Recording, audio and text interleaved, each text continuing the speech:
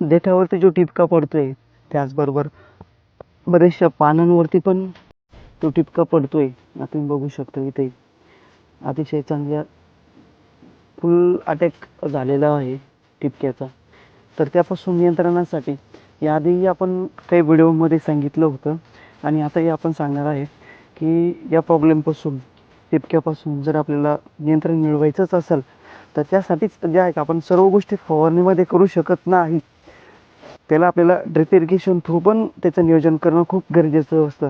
तर त्यासाठीच याआधी पण सांगितलं आहे, पण आणखीन एक वेळेस सांगतोय की potassium Salt of phosphonic acid जे मार्केटमध्ये बुरशीनाशक मिळत असतं, त्यामध्ये फॉस्फरस प्लस पोटॅशियम पण असतं.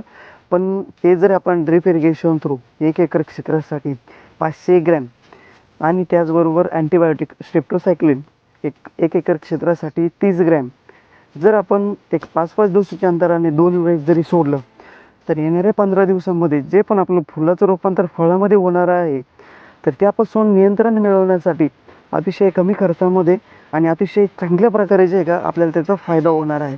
आम्ही तर त्याचं रिझल्ट घेतलेलेच आहे.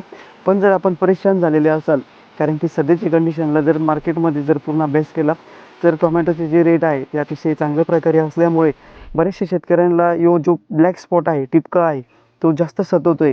तर त्यापासून नियंत्रण मिळवण्यासाठी एक वेळेस हा फॉर्म्युला तुम्ही करूनच बघा. त्याचा तुम्हाला जे का 100% फायदा होईलच. अतिशय सुंदर आहे.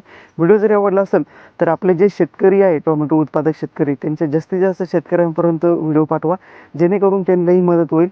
धन्यवाद.